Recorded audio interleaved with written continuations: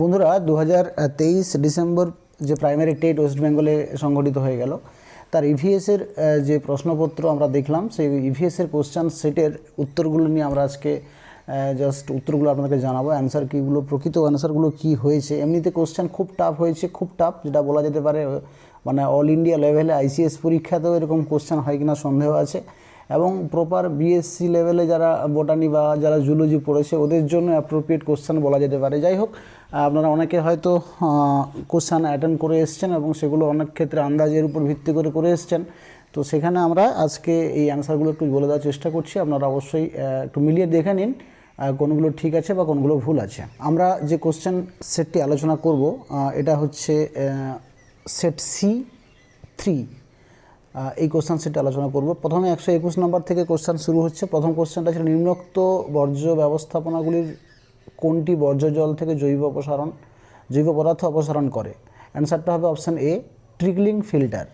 122 নম্বর যে কোশ্চেনটা আছে, রেচেল কার্সন লিখিত সাইলেন্ট স্প্রিং নামক বইটিতে নিম্নোক্ত কোন পরিবেশগত সমস্যাটি বর্ণিত হয়েছে।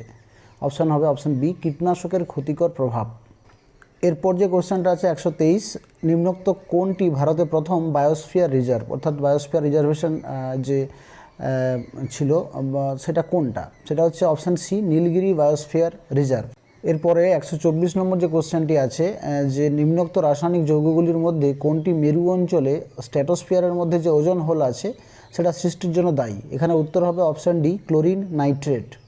এরপরে যেটা 125 নম্বর প্রশ্নটি আছে, একটি বিবৃতি দেওয়া আছে এবং তার একটা সাপেক্ষে যুক্তি দেওয়া আছে।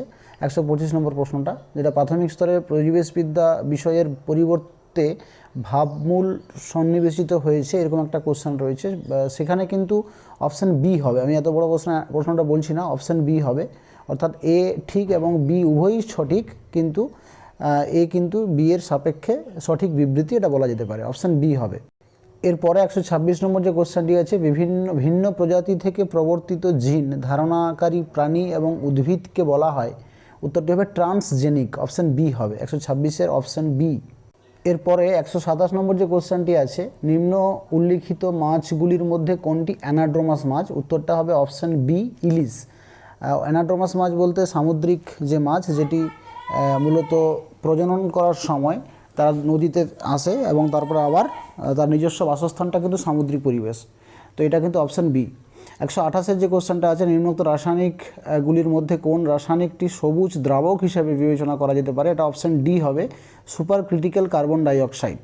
এবং অবশেষে 129 নম্বর যে কোশ্চেনটা আছে সেটা দেখুন, মানবজাতি কার্যকলাপের ফলে সৃষ্ট জীব বৈচিত্র্য প্রজাতির হ্রাস প্রাপ্তির অবিরত ঘটনা, যা ষষ্ঠ গণজৈব বিলুপ্তি নামে পরিচিত, নিচের কোনটি এর সঙ্গে যুক্ত নয়। কোনটির কারণে ওই যে জৈব বিলুপ্তি হয়েছে সেটা হয়নি।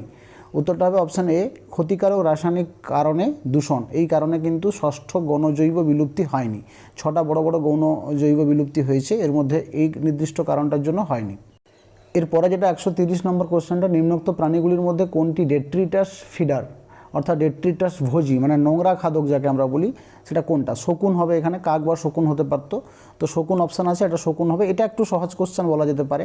এরপরে 131 নম্বর যে কোশ্চেনটি আছে, যে দৃষ্টিগত সমস্যাক্লিষ্ট কোনো শিক্ষার্থীদের অনলাইন ক্লাস নেওয়ার সময় একজন পরিবেশবিদ্যার শিক্ষক বা শিক্ষিকা কোন কোন যথাযথ পদ্ধতি ব্যবহার করবেন। এখানে অপশান ডি, সবগুলোই হবেন। যা যা উপরে রয়েছে সবগুলোই কিন্তু এখানে হবে।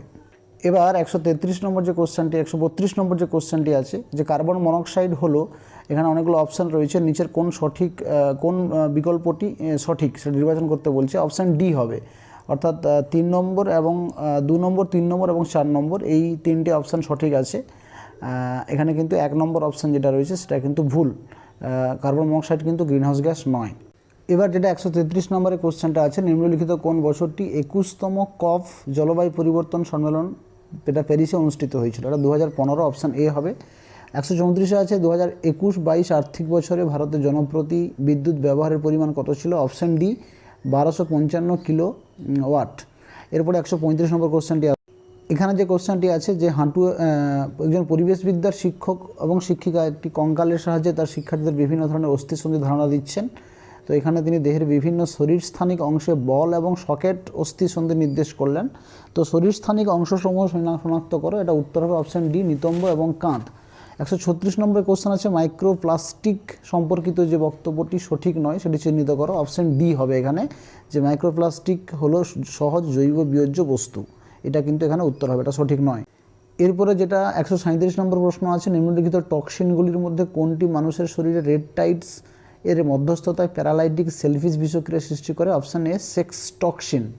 138 নম্বর কোশ্চেন, নিচের বিবৃতিগুলির মধ্যে কোনটি সঠিক? এখানে অপশান বি হবে, প্রাণীর যেটা পরিব্রাজন সম্পর্কে জিজ্ঞেস করেছে, অপশান বি প্রাণীদের পরিব্রাজন মূলত প্রজননগত প্রয়োজন মেটানোর জন্য একত্রিত হওয়া সম্পর্কিত, এটা অবশ্যই হবে, 138-এর বি হবে। এবার 139 নম্বর প্রশ্ন, নিম্নলিখিত কোন যৌগিক পদার্থটি পরিমাপের মাধ্যমে আগ্নেয়গিরির অগ্নুৎপাতের কারণ হওয়া বায়ু দূষণ শনাক্ত করা যায়? সালফার ডাইঅক্সাইড, এটা অপশান এ হবে। এবার এখানে 140 নম্বর যে প্রশ্নটি আছে, অনেক বড় প্রশ্ন, আমি পড়ছি না। একজন পরিবেশবিদ্যার শিক্ষক শিক্ষিকা আপনি বিভিন্ন প্রাণী প্রজাতির বিপন্নতার কারণ নিয়ে একটা বিতর্ক সভার আয়োজন করেছেন, এটা অপশান বি হবে, 140-এর অপশান বি হবে।